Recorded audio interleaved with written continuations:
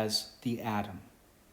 Studying the development of the atomic theory helps us to gain a better understanding of atoms and their structure and can help predict many of the properties of matter that we investigate. The modern atomic theory that we know today began to take shape in the early 1800s.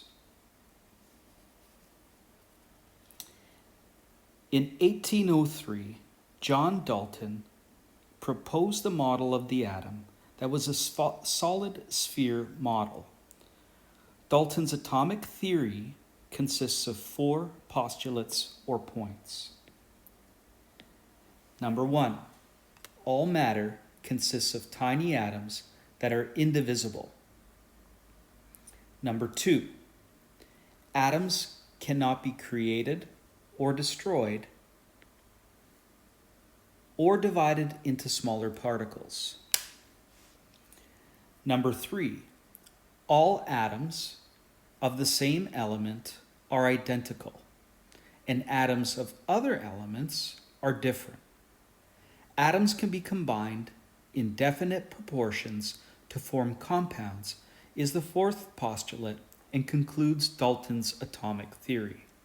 Now, this theory held true and realized that atoms of different particular elements differed from other elements. What it did not address is that atoms aren't divisible. They are composed of subatomic particles, which we will talk about shortly. In 1904, J.J. Thomson came up with the raisin bun model.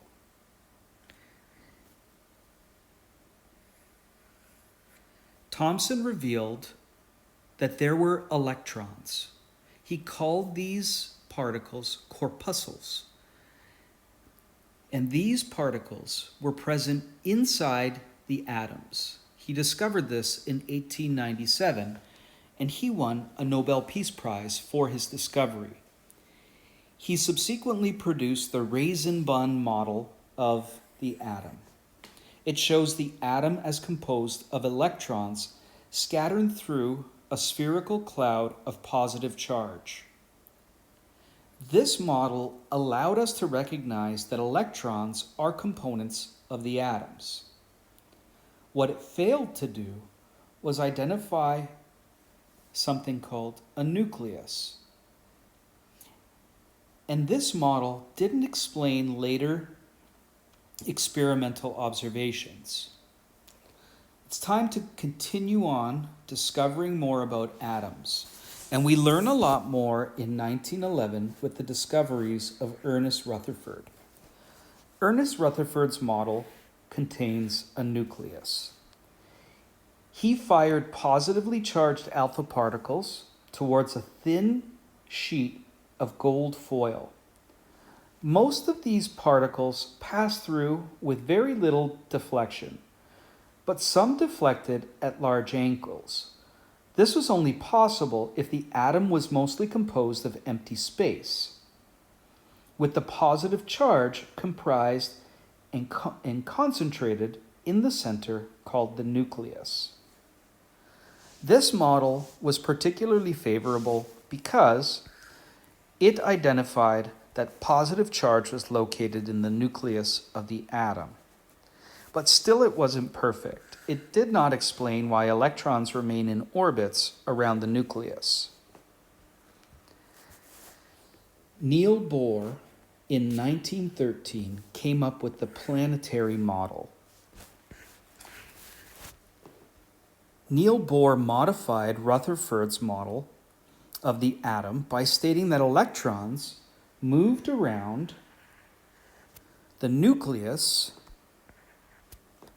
in fixed sizes or orbits that had fixed sizes and energies.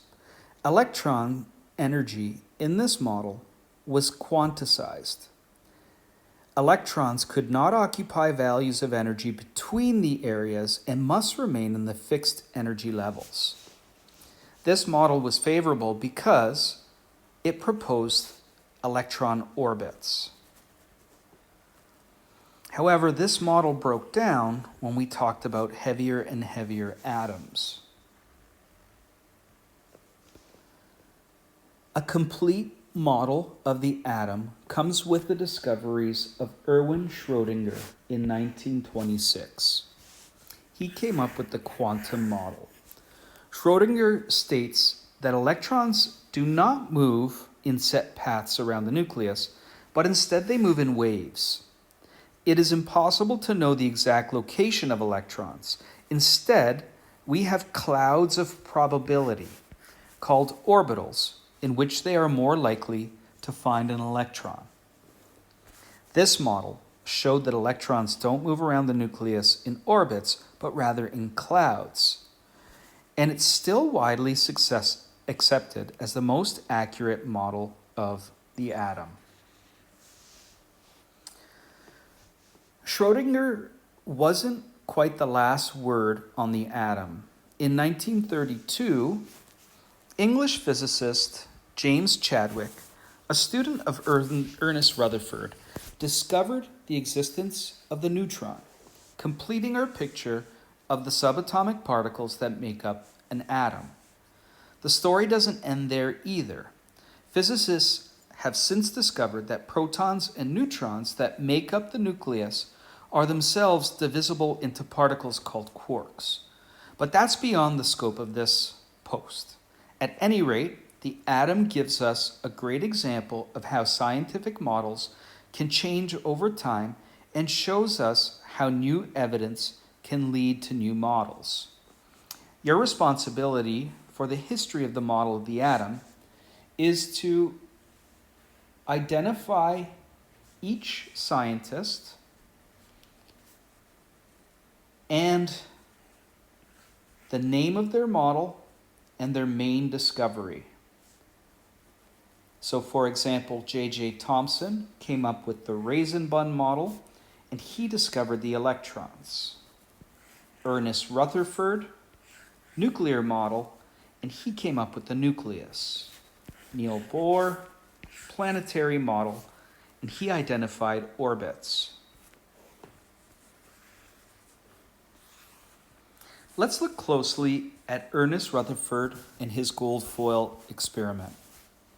In 1911, a New Zealand-born scientist and a student of J.J. Thomson who studied at McGill University in Montreal, his name was Ernest Rutherford.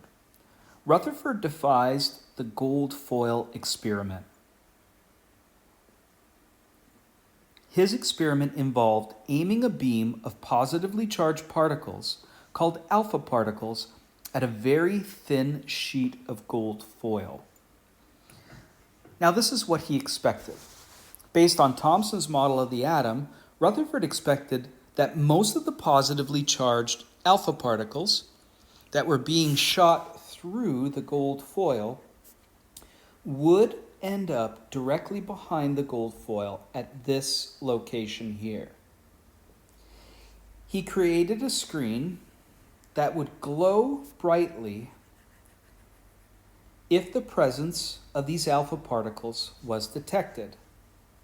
And based on Thomson's model, if the electrons and positive charge were equally scattered through the atom, then this is what he would expect. All of these alpha particles to end up directly behind where they were shot through the gold foil. But that's not exactly what happened. Surprisingly, some of the particles were repelled backwards. Instead of passing straight through the foil, as if they were deflected by something large and positively charged. Some of these alpha particles bounced right back. And this was not expected because this gold foil is so thin. An analogy would be if you shot bullets through a sheet of tissue paper, you would expect all of the bullets to end up directly behind where you shot them through. So what was causing these bullets or these alpha particles to deflect in different locations? Based on this experiment, Rutherford inferred that a small region of extremely positive charge exists in the atoms of gold and repelled the charge of the alpha particles if they came close. Results: all positively charged particles in an atom form a small, dense center, and he named the center of the atom the nucleus. A nucleus is the positively charged center of an atom. So here's a model of an atom, and it still needs some work, because remember, after Bohr, there were still more discoveries that clarified this. But what we discovered in the gold foil experiment is that all of the positive charge exists in a tiny dense area called the nucleus. The nucleus is very small and contains most of the atom's mass. The negatively charged particles, the electrons, are surrounding the nucleus and occupy most of the atom's space. They're small and very light and contribute only a small fraction to the atom's total mass. So let's summarize the atom. After we discuss all of the history and the experiments, this is the most important part that you are responsible to know.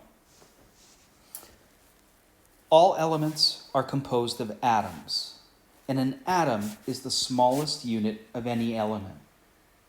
These atoms are not indivisible anymore. They're composed of 3 subatomic particles.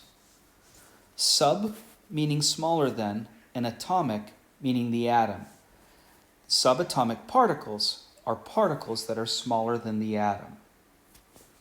The nucleus, which contains the protons and neutrons, takes up most of the mass of the atom. So let's look at these 3 subatomic particles. Number 1, the electron, negatively charged and orbits around the nucleus of an atom in distinct energy levels. The second subatomic particle is the proton, a positively charged particle, and it's located inside the nucleus of an atom. Number 3, the neutron, an uncharged particle that is part of almost every atomic nucleus. So here's a model that explains everything we've learned thus far. We have 3 subatomic particles: protons, neutrons, and electrons. These electrons are found in orbitals or energy levels around the nucleus. Inside the nucleus, we see protons, the red particles, and neutrons, the yellow particles.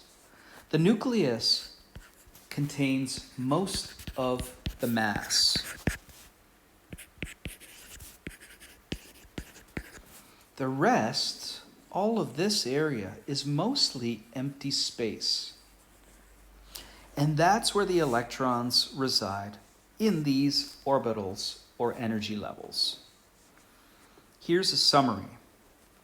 Electrons are located in orbits around the nucleus, and they are negatively charged.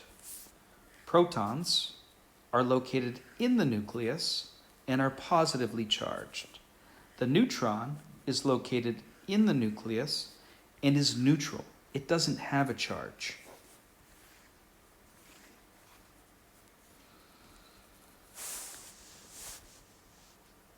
Here is a summary table of the 3 subatomic particles, and we're going to go over some of these characteristics again. The electron, which we're sometimes going to give the symbol lowercase e with a negative sign, because it is negatively charged. Its mass is relatively small. In fact, it's almost 2,000 times smaller than the proton and the neutron. The proton, we're going to give the symbol lowercase p with a plus. It's located in the nucleus, it's positively charged, and it's almost 2,000 times bigger than the electron. The neutron, we're going to give the symbol N with a little 0, is also located inside the nucleus, and it's neither positively or negatively charged. It is neutral. It too is almost 2,000 times bigger than the electron. So the proton and the neutron contain most of the mass of an atom.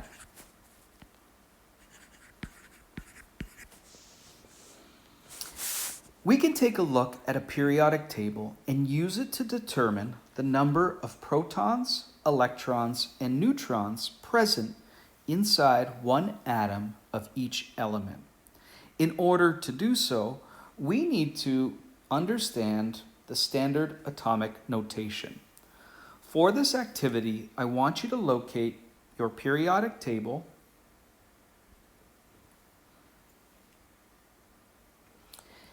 and I want you to find the element boron. There are two numbers associated on this periodic table with boron. First is the 5, and second is 10.8. So what are these numbers? Well, let's look at the legend. The legend tells us that this top number in the left-hand corner is called the atomic number. So the atomic number of boron is 5. In the bottom left-hand corner, we see the second number. The number in the bottom left-hand corner is called the atomic mass. Now, most of the atomic masses are written with a decimal place. It's important that when we do any exercises, when we're counting subatomic particles, that we round these values to the nearest whole number. So for example, the mass number or atomic mass of boron is written as 10.8, but we're going to round that up to 11. So let's take a look at this first example. Boron has a mass number of 11 and an atomic number of 5. We can write these numbers in any location. We can write mass number at the bottom, or we can write atomic number up top. But in standard and atomic notation, there's only one way to write them, and that's with the mass number, the bigger number of the two, up top. So we call the mass number, which is the more massive number, we write it right up top. We're going to use the periodic table to write the following elements in standard atomic notation. I'm going to start by writing the symbols, which you have been practicing, for each of these examples. The symbol for hydrogen is capital H. Helium is capital H, small e. Lithium, capital L, small I. Calcium, capital C, small a. Silver, capital A, small g. And gold, capital A, small u. Let's write the hydrogen atom in standard atomic notation. We're going to have to put the mass number, which is the bigger number, up top, and the atomic number, which is the smaller number, up top. Let's find our periodic table, and let's look at hydrogen. Hydrogen has an atomic number of 1 and an atomic mass or mass number of 1. Notice 1.0 is a decimal, and we're going to make sure we round that to the nearest whole number. So 1.0 will be rounded to 1. In standard atomic notation, hydrogen is written as 1 for the mass number and 1 for the atomic number. Next, let's do helium.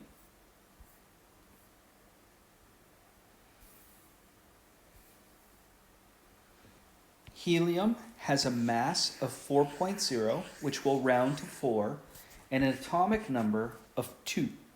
So to write helium in standard atomic notation, we're going to write the bigger of the two numbers up top, 4, and the smaller of the two numbers below, 2. Let's do the same with lithium.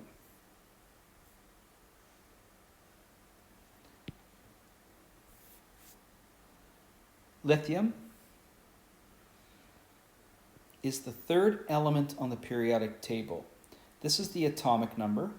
And next we have the mass number, which is 6.9.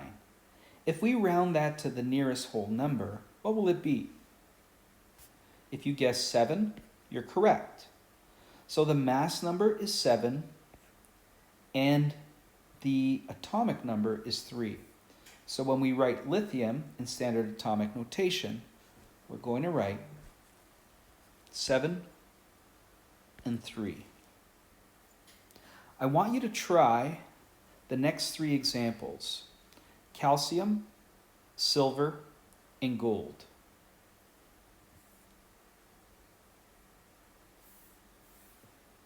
Calcium, mass number of 40.1, which will round to 40, and 20.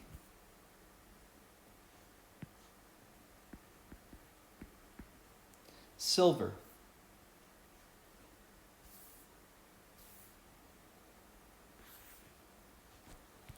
watch how big the mass number becomes.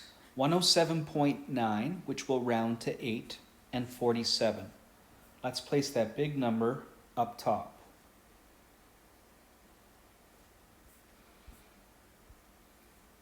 So again, we have 107.9, which is 108, and 47.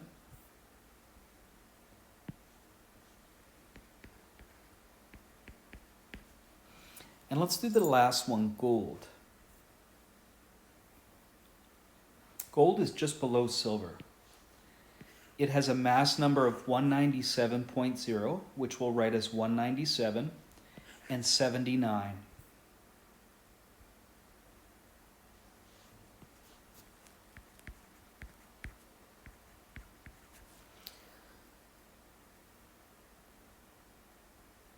We've completed the standard atomic notation for these 6 examples.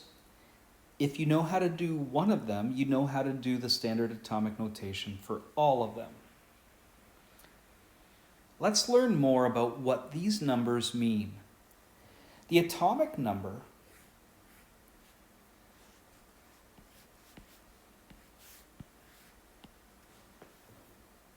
tells us something special about the atom.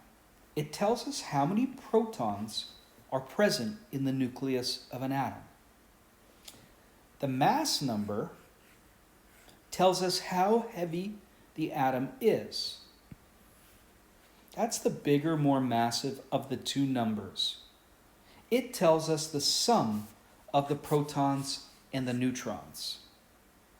We're going to use these two numbers to determine the number of protons, electrons, and neutrons in each of the atoms of the periodic table.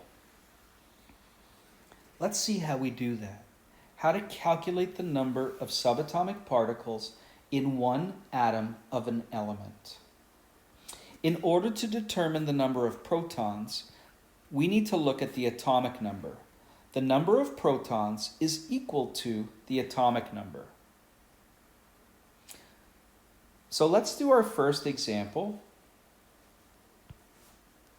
Boron.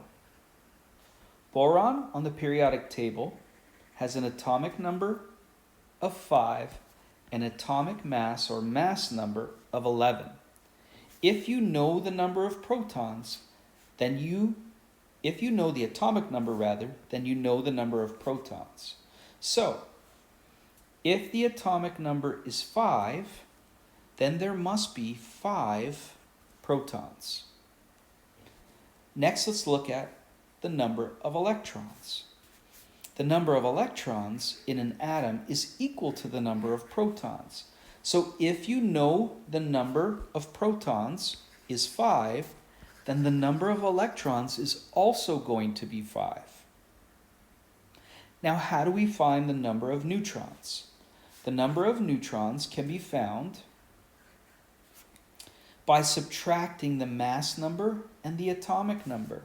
So if you subtract the mass number and the atomic number, for example, 11 minus 5, you will get 6. That's the number of neutrons in one atom of boron. So let's go over this.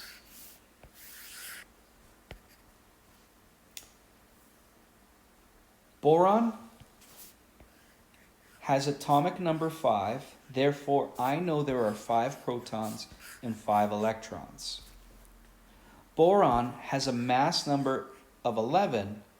If you subtract 11 minus 5, you get 6, and that tells you the number of neutrons. Let's do the same thing for argon. We're going to locate argon on the periodic table and take special note to determine what the atomic number and the mass number of argon is. So let's look for argon.